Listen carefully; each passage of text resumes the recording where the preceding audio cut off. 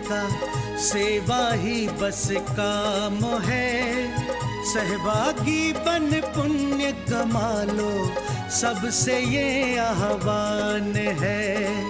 प्रणम्य सागर गुरु महाराज की सोच का ये परिणाम है। सहभागी बन पुण्य कमा लो, सबसे ये आह्वान है, सबसे ये आह्वान है।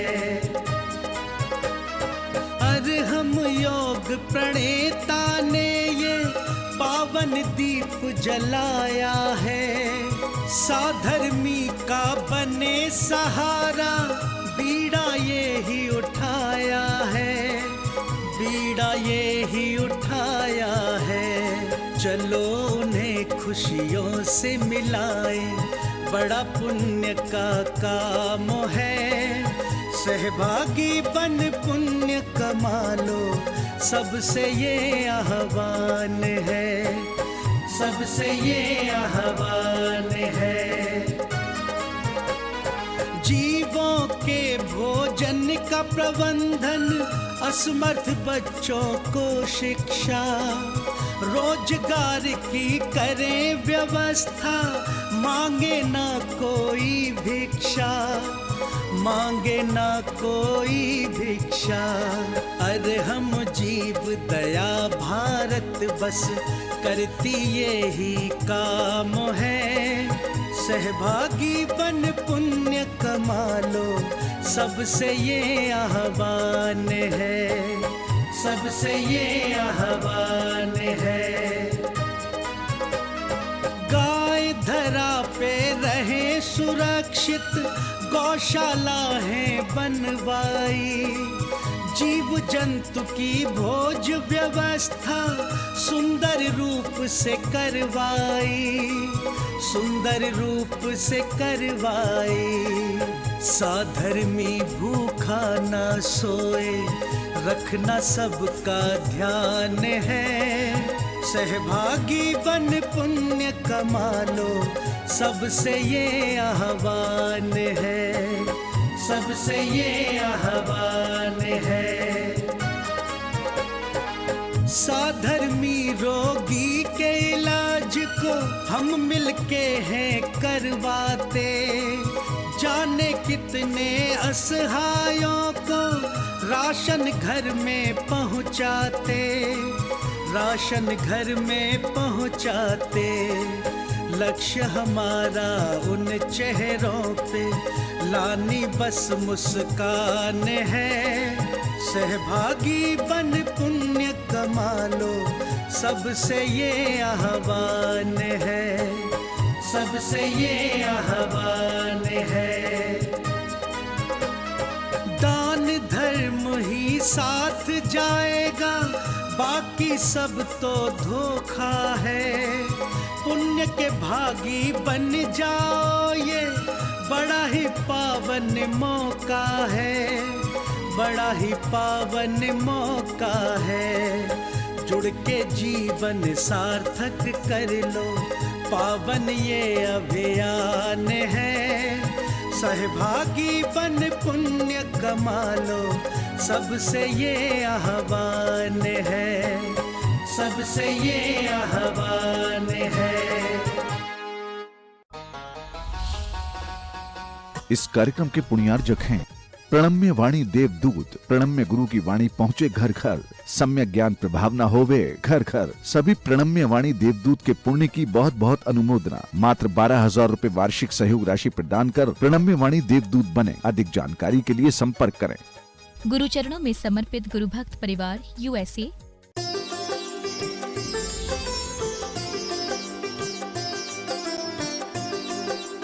करते हुए सिद्ध भगवंतों के सुख का ज्ञान करने के लिए यहाँ उपस्थित हुए हैं। पिछले दिनों से सिद्ध भगवान के सुख की उनके विशेषणों के साथ में व्याख्या की जा रही है और वह व्याख्या अभी भी निरंतर जारी है। जब हम सिद्ध भगवंतों की बात करते हैं तो जन सामान्य को भी ये समझ में आना चाहिए कि सिद्ध भगवान किसी के भगवान नहीं हैं।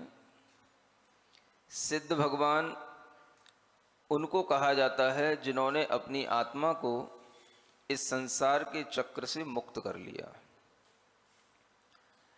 ऐसी आत्माएं जो संसार में जन्म मरण नहीं लेती और जिन आत्माओं को अपने ही स्वभाव में रहने का, अपने ही आनंद में रहने का सौभाग्य प्राप्त हो चुका है अपने पुरुषार्थ के माध्यम से, उन सभी आत्माओं को हम सिद्ध आत्मा कहते हैं। ज़्यादातर लोग भगवान के नाम पर या तो किसी रूप विशेष की, आकृति विशेष की कल्पना करते हैं, और या फिर जब हम आत्मा की बात करते हैं तो फिर भूत प्रेत की ओर चले जाते हैं। ज़्यादातर लोगों की बात कर रहा हूं। क्या सुना? जब हम किसी भगवान की बात करते हैं तो भगवान के नाम पर वह किसी अवतार के बारे में सोचते हैं। भगवान ऐसे हैं, भगवान वैसे हैं, उनका रूप ऐसा है, उनका रूप वैसा है, जैसा उन्होंने टीवी सीरियलों में देख रखा है या फोटोओं में देख रखा है, उन्हें वैसे भगवान ध्यान आते हैं। समझ रहे हो? आप विचार करें कि क्या टीवी सीरियलों में देखे हुए चेहरे वो हमारे भगवान के चेहरे हो सकते हैं? क्या जो फोटो आज हमें दिखाए जाते हैं, क्या वो रियल भगवान के फोटो हो सकते हैं? जब भगवान थे तब उनके कोई फोटो नहीं थे, और जब फोटो बने तो वो सिर्फ एक इमेजिनेशन है, वो कोई उनके रियल फोटो नहीं है। लेकिन हमारे दिमाग में वो चीज़ें ऐसी बैठ जाती हैं कि वो हटती नहीं है।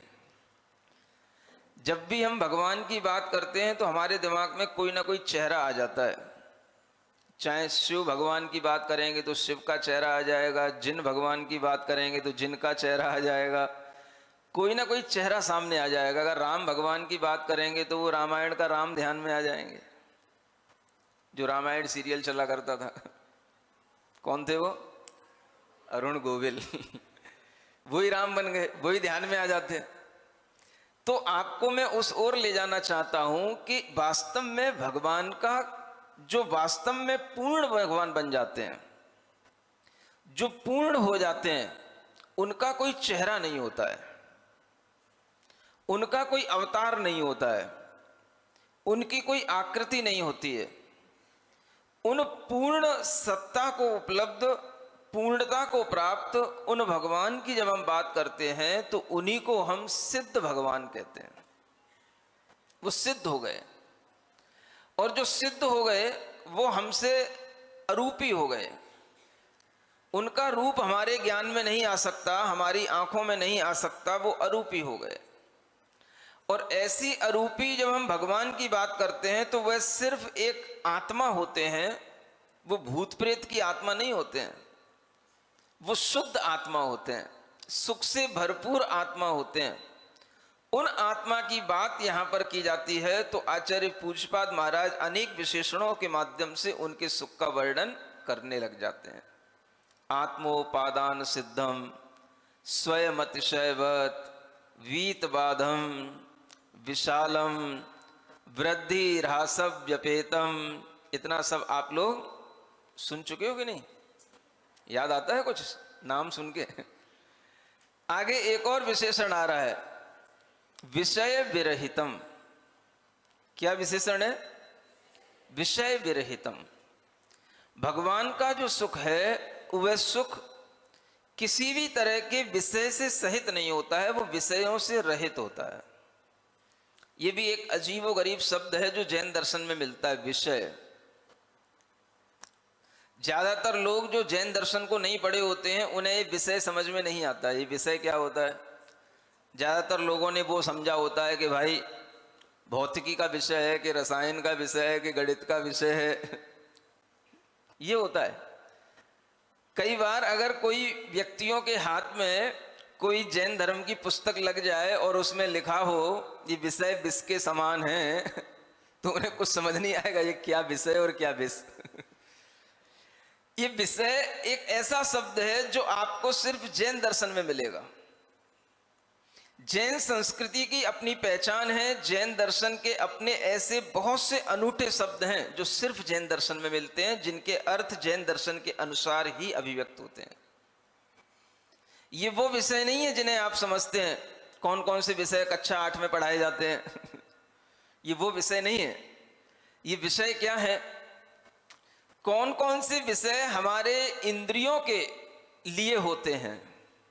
जैसे बच्चे के लिए कहा जाता है ना, कौन से विषय कक्षा 8 में पढ़ाए जाते हैं, कौन से विषय कक्षा 9 में पढ़ते हैं, ऐसे ही कौन से विषय हैं जो हम जीवन भर जिनमें रमते हैं, उनको विषय कहते हैं। कौन से ऐसे पदार्थ हैं, ऑब्जेक्ट्स हैं, जिनके कारण से हम अपना जीवन सुखमय बनाने की कोशिश में लगे रहते हैं, उन्हें हम विषय कहते हैं। यानी जो इंद्रियों के ऑब्जेक्ट्स होते हैं उन्हें हम विषय कहते हैं। बच्चों के समझाने के लिए हम कहते हैं जो पढ़ाई के ऑब्जेक्ट होते हैं, ऑब्जेक्ट ऑफ स्टडी, उनको हम विषय कहते हैं। और जब हम इधर अध्यात्म की बात करते हैं या अपने जीवन की बात करते हैं तो ऑब्जेक्ट ऑफ सेंसेस, जो अपनी 5 सेंसेस हैं, उनके जो ऑब्जेक्ट्स हैं वो विषय कहलाते हैं। समझ पा रहे हो? ये समझाना पड़ता है। आप लोग भी हर किसी को जैन धर्म की किताब मत पकड़ा दिया करो। जिनको कोई भी तरह के ऐसे टेक्निकल शब्द जैन धर्म के पता नहीं होते हैं तो वो पढ़कर के भी कुछ समझ नहीं पाते हैं। इसलिए आज के समय में ये चीजें भी बहुत अच्छे ढंग से समझाना जरूरी होता है। और जो लोग अपने पास में कोई ना कोई तरह से अन्य लोगों से फ्रेंडशिप रखते हैं, वो भी इन लोगों को इस तरह की चीजें बताते रहा करें, ताकि उनके दिमाग में रहे कि विषय या अन्य ऐसे बहुत से शब्द हैं जैसे आश्रव, संवर, इन शब्दों की डेफिनेशन केवल जैन धर्म में वास्तविक रूप में मिलती है। अन्य संस्कृति में, अन्य संस्कृति के या धर्म के किसी भी प्रकार के जो धर्म ग्रंथ होते हैं उनमें ये उपलब्ध नहीं होते हैं शब्द वास्तविक अर्थों में। इसलिए जो भी आपके सामने नए नए मेहमान आते हैं, कौन से ग्रुप के लोग बैठे हैं? कंप्यूटर एसोसिएशन के लोग बैठे हैं। समझ आ रहा है? अब कंप्यूटर की लैंग्वेज अपनी अलग होती है। कंप्यूटर की लैंग्वेज के शब्द तो हम अपने पढ़ लेते हैं, समझ लेते हैं, रटा दिए जाते हैं, रट लेते हैं, लेकिन आपको जैन टर्मिनोलॉजी भी पढ़ने के लिए इसी तरह से समौसरण में आना पड़ेगा, इसी तरह से यहां पर उपदेश सुनने पड़ेंगे, तब आपको जैन दर्शन के शब्द समझ में आएंगे। क्या समझना है? आज एक शब्द समझ के जाना, विषय। पहले सुना है कभी? नहीं सुना? विषय का मतलब कि पढ़ाई का विषय नहीं, जीवन जीने के लिए जो हमें चाहिए पड़ता है वो सब हमारा विषय है। हमारे पास कितनी इंद्रियां हैं? 5 इंद्रियां हैं, और उन 5 इंद्रियों को अपने अपने ऑब्जेक्ट्स हमेशा चाहिए पड़ते हैं। अगर आपके पास आंखें हैं और सामने कुछ देखने के लिए ना हो, क्या करोगे बताओ? परेशान हो जाओगे। ऐसा हो सकता है कि आंखें हो और कुछ देखने को ना हो? कभी ऐसा संभव है? कुछ ना कुछ तो आपके सामने होगा। क्या होगा? हो सकता है कि आपके सामने लोग ना हो। मान लो आप कहीं किसी एकांत स्थान पर पहुंच गए, आपके सामने कोई लोग नहीं दिखाई दे रहे हैं, मनुष्य नहीं दिखाई दे रहे हैं, और कहीं ऐसा भी स्थान हो सकता है कि वहां पर ना पशु दिखाई दे रहे हो, ना पक्षी दिखाई दे रहे हो। फिर भी कुछ तो दिखाई देगा। कोई पहाड़ी दिखाई देगी, कोई भूमि दिखाई देगी, आकाश दिखाई देगा, कहीं कुछ दूर में वृक्ष दिखाई देंगे, इतना तो दिखाई देगा। ये जो कुछ भी हमें दिखाई देगा, ये सब भी हमारी आंखों के लिए विषय हैं। ये सभी क्या हैं? हमारी आंख, जिसे हम नेत्र इंद्री कहते हैं, इस इंद्री के ये सभी विषय होते हैं, और विषय का हम अपने मन से उनकी हम चूज करते हैं, विषय कौन से हमारी आंखों के सामने होने चाहिए। हर व्यक्ति अपनी इंद्रियों के विषयों को चुनता है, और उसी के विषयों के चुनने से उसके अंदर ये भावना आती है कि अगर हमारे अनुकूल विषय हमारे सामने है तो सुख है, और प्रतिकूल विषय हमारे सामने है तो दुख है। इस विचारधारा के साथ में हमारा जीवन चलता है। अच्छे लोग हों, अच्छा माहौल हो, अच्छे प्रकृति दिखाई दे, अच्छा वातावरण दिखाई दे तो हमको अच्छा लगता है ना। हम हमेशा क्या ढूंढते हैं? अच्छा वातावरण ढूंढते हैं। और बुरा वातावरण क्या होता है? जो हमारे मन में पहले से बैठा होता है कि भाई ऐसी चीजें हमें नहीं देखनी चाहिए थी, वो हमारे सामने आ गई, वो बुरी चीजें हो गई। हम अच्छी और बुरी चीजों का चयन अपनी बुद्धि से करके ही हमेशा अच्छी चीजों को अपनी इंद्रियों के सामने रखना चाहते हैं। जो हमारे मन को अच्छा लगे वो अच्छा है। अच्छा बुरा दुनिया में कुछ होता नहीं है वैसे, जो हमारे मन को अच्छा लगे वो अच्छा है। सिर्फ अच्छे की इतनी ही परिभाषा है। जो हमारे लिए मन को अच्छा ना लगे वो बुरा है। तो अच्छे और बुरे का चयन जो हम जिन पदार्थों को सामने रख करके करते हैं, वो पदार्थ ही हमारे विषय कहलाते हैं। और वो विषय किसके हैं, किसके लिए होते हैं? तो हर इंद्रियों के अपने अपने विषय होते हैं। हमारी जो ये आई सेंस है, इसके अपने विषय हैं। जो हमारी ये कर्ण इंद्रिय है, ईयर सेंस है, इसके अपने अलग विषय हैं।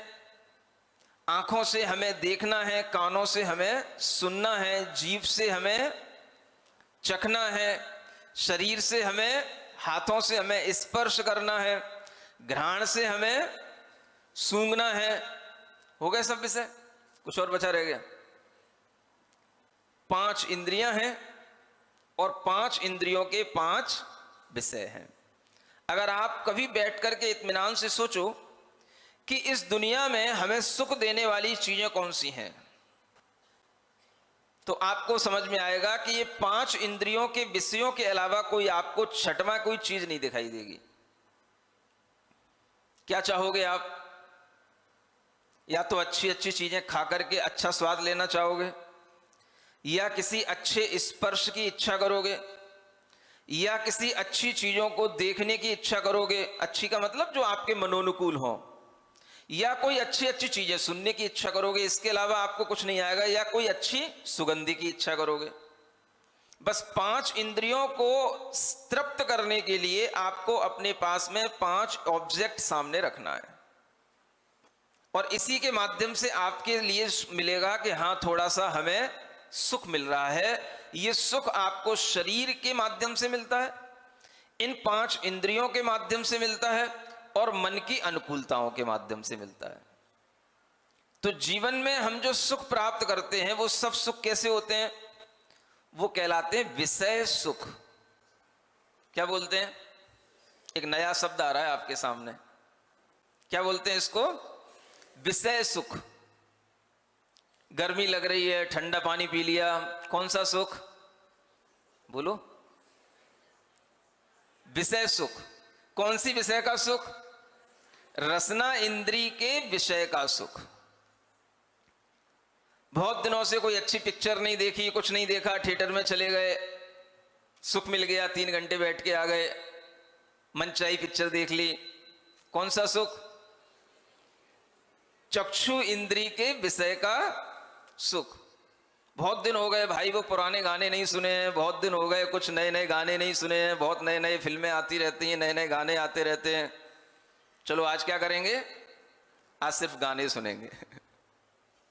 कौन सी इंद्री का सुख? घ्राण इंद्री कह रहे हो? कर्ण इंद्री का विषय सुख। समझ आ रहा है? सुना है कि बहुत अच्छी अच्छी सुगंधें आती हैं, बहुत अच्छे अच्छे सेंट्स आते हैं, बहुत अच्छे अच्छे परफ्यूम आते हैं। चलो अपन भी लगा करके देखते हैं, बड़ा अच्छा लगता है। हम भी महकेंगे, वस्त्र भी महकेंगे, माहौल भी महकेगा, सब कुछ महकने लग जाएगा। अच्छे अच्छे परफ्यूम खरीद के लाए। कौन सी इंद्री का सुख? बोलो तो। घ्राण इंद्री का सुख। कहां है घ्राण इंद्री? ये जो 2 जो छिद्र दिख रहे हैं, जो सुड़ सुड़ सुड़ सुड़ करते रहते हैं, ये इसके सुख के लिए। क्या बचा? और कुछ अच्छी चीजें दिखाई दी भाई, उसको छू करके देखने की इच्छा हुई, ये छू करके सुख प्राप्त करने की इच्छा। ये क्या है? ये स्पर्श इंद्री का सुख। बस ये 5 इंद्रियों के जो विषय हैं, इन्हीं के माध्यम से सुख प्राप्त करने की इच्छा हर प्राणी मात्र में होती है, इसलिए उसके सुख को विषय सुख कहा जाता है। वैषयिक सुख कह लो या विषय सुख कह लो। तो हम सभी लोग जो होते हैं वो कौन से सुख की इच्छा में होते हैं? कौन से सुख की इच्छा करते हैं? दिन भर किस सुख में डूबे रहते हैं? बोल नहीं रहे हो, कुछ डांट तो नहीं रहे ना, आपको समझाई तो रहे। कौन से सुख की इच्छा करते हो? विषय सुख। मान लो आप यहां बैठे हो सकता है कि थोड़ा आपके ऊपर जो पंखा चल रहा है उसकी हवा आप तक ना पहुंच रही हो। अब ध्यान पहुंच गया तो और नहीं हवा पहुंचेगी, वैसे तो फिर भी ध्यान नहीं था हमारा। आपको लगने लग जाए कि भाई यहाँ पे कूलर नहीं है, यहाँ पे एसी नहीं है, यहाँ पे पंखा भी बहुत दूर टंगा हुआ है, हवा नहीं आ रही है, गर्मी लग रही है, पसीना आ रहा है। कौन सा क्या सुख चाह रहे हो आप? कौन सी इंद्रिय का सुख है ये? बोलो। जीवन की परिभाषाएं, जीवन में प्राप्त किया जाने वाला धर्म, जीवन में प्राप्त होने वाले सुख दुख, इन सब की परिभाषाएं सिंपल होती हैं। धर्म भी सिंपल होता है, अधर्म भी सिंपल होता है। बस हमें समझना होता है कि किस क्षण धर्म होता है और किस क्षण अधर्म होता है। अधर्म का मतलब पाप होता है और धर्म का मतलब पुण्य होता है। जब हम अपनी इंद्रियों के विषयों की ओर ही केवल अपने मन को लगाए रखते हैं तो हमारे लिए अधर्म होने लग जाता है। ये भीतर का बहुत बड़ा अधर्म है। ये धर्म अधर्म किसी व्यक्ति से, समुदाय से, संप्रदाय से संबंध नहीं रखता। ये अधर्म हमेशा चलता रहता है। आप यहां बैठे हैं, आपको बैठे हुए अगर थोड़ा सा भी कहीं कष्ट हो जाए बैठने के लिए तो भी आपके मन में ये भाव आ जाए, चलो कोई बात नहीं, बैठे तो हम धर्म सभा में हैं, कुछ अच्छे उपदेशों को सुनने हेतु बैठे हैं, अगर उसमें भी थोड़ा सा हमारे लिए कष्ट हो रहा है तो हमें उसकी ओर ध्यान नहीं देना है। तो ये क्या हो गया? ये धर्म हो गया। क्योंकि आपने किस पर ध्यान नहीं दिया? आप इंद्रियों के विषयों पर ध्यान नहीं दे रहे हैं, जो आपको सुख देने वाली चीजें उस पर ध्यान नहीं दे रहे हैं। अभी आप किसको ध्यान में सुन रहे हैं? हमें कुछ भीतरी बातें सुनने को मिले, हमें कुछ अपनी अंतर आत्मा की बातें सुनने को मिले, हमें कुछ धर्म की सही बातें सुनने को मिले। अगर आपका मन इस ओर है तो फिर आपको बाहरी कोई भी तरह की हवाओं से, किसी भी तरह के बैठने के फर्श के स्पर्श से होने वाले किसी भी तरह के जो कुछ आपको दुख होंगे या कुछ भी जो आपके लिए अनईजी लग रहा होगा, वो सब आपके लिए धर्म में बदल जाएगा। आपके लिए यही धर्म कहलाएगा। आप अभी धर्म करेंगे कि अधर्म करेंगे? यहां बैठ करके धर्म करेंगे। अब आप पूछो धर्म कैसे कर रहे हैं? ना तो हम कोई जाप कर रहे हैं, ना कोई हम होम कर रहे हैं, ना कोई हम यज्ञ कर रहे हैं, ना कोई हम विधान कर रहे हैं, फिर भी हम क्या कर रहे हैं? धर्म कर रहे हैं। ये कौन सा धर्म है? ये आध्यात्मिक धर्म है जो सबके लिए होता है। कोई सी पूजा यज्ञ विधान किसी को अच्छा लग सकता है, नहीं लग सकता है, कोई उसमें बैठ सकता है, नहीं बैठ सकता है, लेकिन ये धर्म सबके लिए होता है। इसलिए समौ शरण में बैठ करके तीर्थंकरों के उपदेश सुनने में सबसे बड़ा धर्म होता है। जिस समय भगवान के उपदेश चल रहे होते हैं उस समय पर चाहे भले ही सामायिक का समय हो गया हो, दोपहर के 12 बज रहे हो, कोई यूं नहीं कहेगा भगवान अब हम आपकी वाणी नहीं सुन सकते, अब हम सामायिक करने के लिए समूह शरण से बाहर जा रहे हैं। यहां बैठे रहेंगे तो आप सुनाते ही रहोगे, हमें अभी सामायिक का टाइम हो रहा है। पता है कि नहीं? सुन लो, समझ लो। आप कहोगे हमारे ध्यान का समय हो रहा है, हमारी पूजा का समय हो रहा है, हमने तो सुबह सुबह 7 बजे पूजा करने का नियम ले रखा है, अभिषेक करने का नियम ले रखा है, और आपके सामने बैठे हैं। जब पूजा नहीं होगा तो हमारा धर्म नहीं होगा। बताओ ऐसा ही होता है क्या समूह शरण में? समूह शरण में भगवान को छोड़ करके कोई पूजा करने जाएगा? समूह शरण में भगवान को छोड़ करके कोई सामायिक करने जाएगा? क्या करेगा? कभी ऐसा होता है? विचार तो किया करो। भगवान की दिव्य ध्वनि 2.5 घंटे तीनों संध्याओं में कीर्ति, और संध्या जब होगी तो 12 बजेंगे कि नहीं बजेंगे? सुबह के 6 बजेंगे कि नहीं बजेंगे?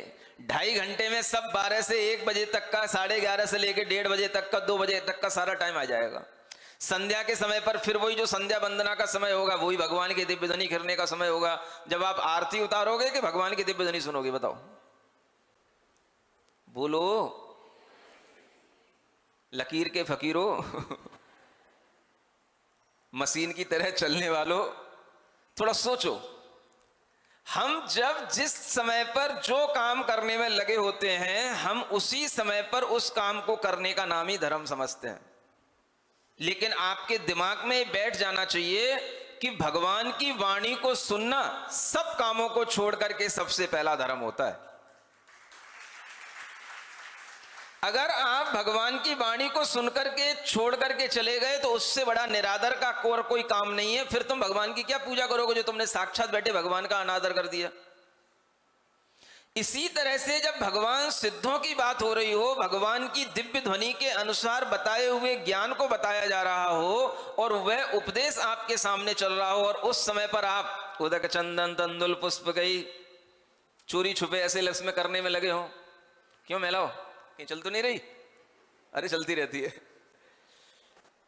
सामग्री रख लेंगी, इधर स्वाहा स्वाहा करती रहेंगी, इधर जो है महाराज की बातें भी सुनती रहेंगी। हाँ हम बैठे थे, अब क्या करें, 4 पूजा का नियम है, यहीं पे बैठ जाएंगे तो यहीं पे 10 बज जाती है, फिर कब जाके पूजा करेंगे, तो 4 पूजा पूरी करनी है, तो यूं स्वाहा स्वाहा चलती रहती है।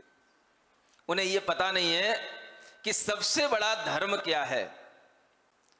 जब तक हमारे ज्ञान में ये बात नहीं आएगी सबसे बड़ा धर्म क्या है, हम अगर साधु परमेष्ठी के मुख से उपदेश सुन रहे हैं, साधु परमेष्ठी को देख रहे हैं, तो हमारे लिए सबसे बड़ा धर्म क्या, इससे बड़ा धर्म और क्या हो सकता है। पंच परमेष्ठी में एक परमेष्ठी हमारे सामने है, वो हमें अरिहंत परमेष्ठी, सिद्ध परमेष्ठी के बारे में बता रहे हैं। इससे बड़ी पूजा और क्या, इससे बड़ा स्वाध्याय और क्या, इससे बड़ा विधान और क्या, इससे बड़ी सामायिक और क्या, बताओ। भगवान के समो शरण में से क्या आप सामायिक का समय पूरा करने के लिए छोड़ करके जाओगे क्या भगवान का समो शरण? क्या करोगे जब भगवान की दिव्य ध्वनि चल रही होगी? हैं? फिर सामायिक कैसे होगी? सामायिक का नियम ले रखा है महाराज। इस सीखो, लकीर के फकीर बने रहने से कुछ नहीं होता है। धर्म क्या होता है उसे समझने के लिए थोड़ा ज्ञान का विस्तार करना पड़ता है। हम यहां बैठ करके भी बहुत बड़ा धर्म कर रहे हैं। क्या धर्म कर रहे हैं? सबसे बड़ा धर्म आचार्यों ने कहा इंद्रिय के विषयों से दूर हटना, ये सबसे बड़ा धर्म है। सबसे बड़ा योग क्या है? इंद्रिय के विषयों से अपने मन का प्रत्याहार करना, ये सबसे बड़ा धर्म। जो हमें हमारी आत्मा की ओर लेकर के आए, वो विषय सुख से हमको हटाए, उसका नाम धर्म है। तो अगर आपको यहां पर बैठ करके किंचित मात्र भी अगर कहीं आपकी स्पर्शन इंद्री कहने लगे भाई ये जो मैट बिछी हुई है ये बड़ी गड़ रही है, हमें चाहिए कोई अच्छी गद्दी वाली कुर्सी, क्या करोगे? उस समय पर आपने अपनी इच्छा को रोक लिया और उधर मन जाने से आपने अपने मन को हटा लिया। अभी नहीं, अभी नहीं, अभी उठना नहीं, महाराज सामने बैठे हैं। तो ये क्या कर लिया आपने? ये धर्म कर लिया। इसका नाम क्या है? धर्म। इंद्रिय के विषयों की इच्छा से हट जाना, अपने आप को उस विषय सुख से हटाना, इसका नाम क्या है? धर्म है। ये धर्म की एक नई परिभाषा सीख लो, चलते फिरते हमेशा काम आएगी। गर्मी लग रही है तो भी कोई बात नहीं, लेकिन उपदेश चल रहे हैं तो अभी पसीना नहीं टपकाना है, अभी ज्यादा अपने को परेशान नहीं होना है। अभी हमारा धर्म क्या है? हम यहां बैठे बैठे भी धर्म कर रहे हैं, थोड़ी सी गर्मी को सहन कर लेना भी हमारा धर्म है। आखिर तुम्हें सिद्धों की बातें कब समझ में आएंगी? जब खुद थोड़ा सा प्रैक्टिकल नहीं करोगे और सिद्धों के गुणों के सुनकर के भी जब हमारे मन में विषयों से रहित होने की बात नहीं आएगी, तो हम कभी भी सिद्ध सुख की ओर अपने मन को उन्मुख कर ही नहीं पाएंगे। इसलिए सिद्धों का सुख कैसा है? विषय विरहितम। विरहित माने विदाउट सेंसुअल ऑब्जेक्ट्स। उनके सामने ना सेंसेज होती हैं और ना सेंसुअल ऑब्जेक्ट्स होते हैं, उन्हें सिद्ध कहते हैं। जो सिर्फ अपनी आत्मिक सुख में लीन होते हैं उन्हें कभी भी संसार के भौतिक पदार्थ जन्य सुख की कोई भी अपेक्षाएं नहीं हुआ करती हैं। इसलिए उन सिद्ध भगवंतों की आत्मा में ना कोई इंद्रियां होती हैं, ना शरीर होता है, ना उनके पास में नाक कान आंख ये होते हैं। इसलिए उन्हें किसी भी चीजों को ना देखने की, ना सूंघने की, ना सुनने की कोई आवश्यकता रह जाती है। समझ पा रहे हो? सिद्ध भगवान कैसे होते हैं? शरीर रहित, इंद्रिय रहित और इंद्रियों के विषयों से रहित। इन सबसे रहित होने पर जो उन्हें सुख की अनुभूति होती है वो सुख उनका वास्तविक सुख कहलाता है। उसे कहते हैं आत्मिक सुख। कौन सा सुख? आत्मा से उत्पन्न होगा वो कहलाएगा आत्मिक सुख, और विषयों से जो उत्पन्न होगा वो कहलाएगा विषय सुख। तो हम लोग कौन से सुख के आदी हो गए? विषय सुख के। और स्तुति किसकी करते हैं? जो आत्मिक सुखों में लीन है, हम उनकी स्तुति करते हैं। हमें पता तो रहे कि कम से कम आत्मिक सुख भी कोई सुख होता है। जब हम किसी भी तरह की कोई भी नई चीज सीखते हैं तो उस सीखने के लिए भी हमें उसकी शब्दावली सीखनी पड़ती है। अगर आप कभी भी कंप्यूटर सीखने जाएंगे तो कंप्यूटर की भाषा अपने आप में बिल्कुल अलग होती है, उसकी शब्दावली बिल्कुल अलग होती है, आपको भाषा सीखनी पड़ती है। और जब आप सीख लेते हो फिर आप इशारों में काम करते हो। सीखने के बाद आपको सब इशारे समझ में आएंगे, और जब तक सीखोगे नहीं आपको कोई इशारा समझ में नहीं आएगा। और इशारे इसीलिए समझाए जाते हैं, पहले तो शब्दों से समझाया जाता है, और शब्दों से समझने के बाद में जब हमारी समझ में आने लग जाता है, वो चीजें हमें बैठ जाती हैं, तो फिर केवल इशारों से काम हो जाता है। केवल इशारों से समझना। एक आदमी दौड़ा दौड़ा एक किसी संत महात्मा के पास में आया और आकर के उनके चरणों में बोला, भगवान मुझे बहुत जल्दी कोई सुख की परिभाषा बताओ, सुख क्या होता है मुझे बहुत जल्दी बताओ, मैं बहुत जल्दी में हूं। सुन रहे हो? आप लोग तो नहीं हो जल्दी में, आराम से बैठे हो। क्या पूछने आया? भगवान मैं बहुत जल्दी में हूं, बहुत जल्दी से मुझे सुख की परिभाषा बताओ। तो संत महात्मा थे, सामने देखा ये आदमी जितनी जल्दी में है, वो संत महात्मा का नाम ही होता है कि जो सामने वाले को देख करके बिल्कुल उससे उल्टा काम करे, उसी का नाम संत महात्मा समझना। उनने सोचा है बहुत जल्दी में, इससे मैं कुछ भी जल्दी में उत्तर दूंगा ठीक नहीं पड़ेगा, तो वो मौन रह गए, कुछ बोले नहीं। जब वो मौन रह गए, कुछ बोले नहीं, तो वो आदमी जल्दी जल्दी में चला तो गया, और जाने के बाद में फिर दूसरे दिन आया, और फिर दूसरे दिन आकर के कहता है, आपने मुझे कल जो सुख की परिभाषा बता दी वो मेरे दिमाग में बैठ गई, और मैं इसीलिए आपके चरणों में नतमस्तक होने के लिए दोबारा आपके लिए नमोस्तु करने आया हूं। अब वहां जो बैठे हुए लोग थे, जिस समय वो व्यक्ति आया था, खड़े हुए लोग थे, उन्होंने पूछा ऐसी कौन सी परिभाषा इसे मिल गई? हम तो इन महात्मा के पास में कई बार बैठे रहते हैं, कई बार इनके पास में खड़े रहते हैं, हमें तो कोई सुख की परिभाषा इन्होंने बताई नहीं, और इसको कौन सी परिभाषा बता दी? सुन रहे हो ना? जो ये नए लोग सामने बैठे हैं, कंप्यूटर एसोसिएशन के लोग, दूसरे लोग तो दुनिया के हमेशा सामने खड़े रहते हैं, लेकिन ये लोग भी अगर सामने आए हैं तो इन्हें भी कोई नई परिभाषा समझ में आनी चाहिए। और वो परिभाषा क्या होती है? बोलने से बताई जाए कोई जरूरी नहीं है। वो परिभाषा अगर उन्हें सीखना होगी तो वो केवल इस शरीर को देख करके, इस मुद्रा को देख करके ही समझ लेंगे कि सुख की परिभाषा क्या है। मौन इसलिए रह गया वो संत, क्योंकि कुछ कहेंगे तो परिभाषा अधूरी रह जाएगी, और कुछ नहीं कहेंगे तो परिभाषा पूरी हो जाएगी। ये भी एक भाषा होती है। कौन सी भाषा? मौन की भाषा।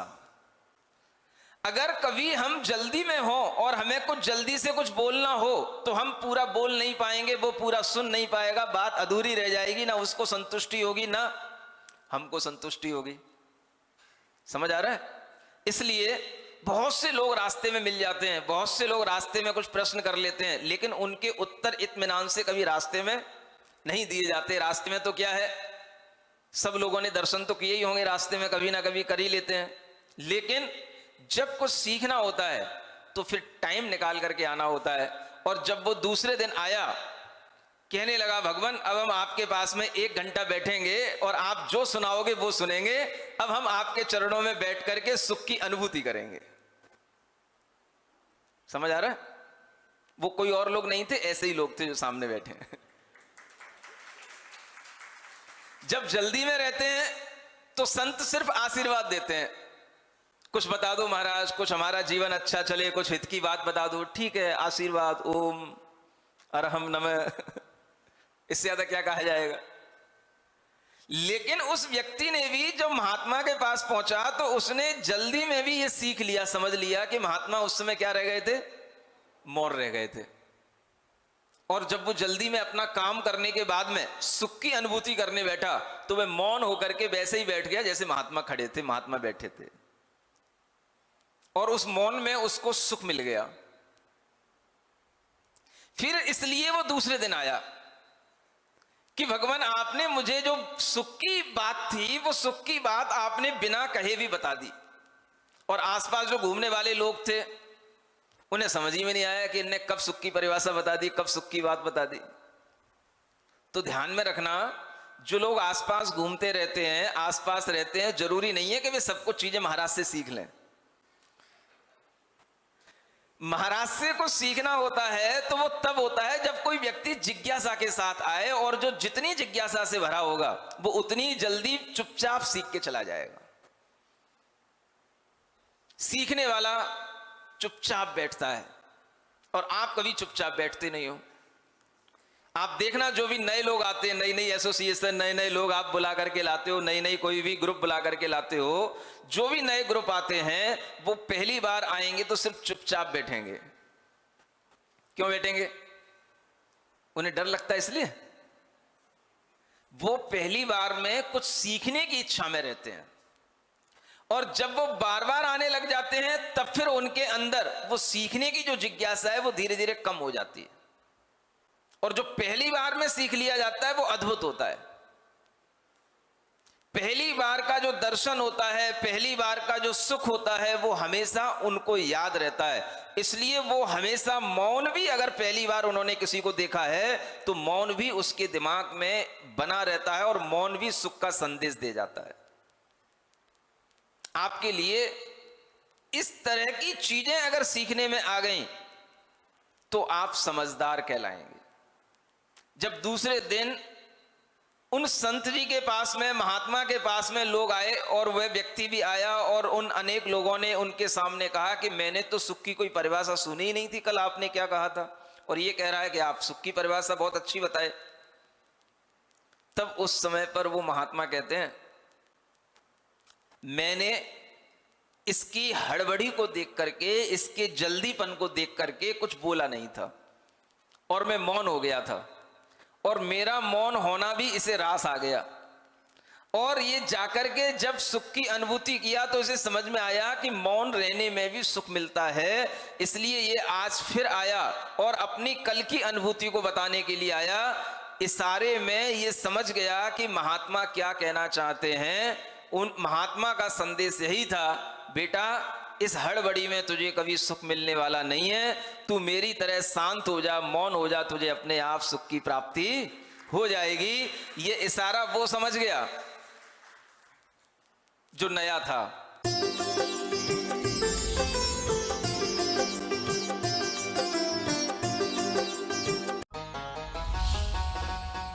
इस कार्यक्रम के पुण्यार जग थे प्रणम्य वाणी देवदूत। प्रणम्य गुरु की वाणी पहुंचे घर घर, सम्यक ज्ञान प्रभावना होवे घर घर। सभी प्रणम्य वाणी देवदूत के पुण्य की बहुत बहुत अनुमोदना। मात्र 12,000 रुपए वार्षिक सहयोग राशि प्रदान कर प्रणम्य वाणी देवदूत बने। अधिक जानकारी के लिए संपर्क करें।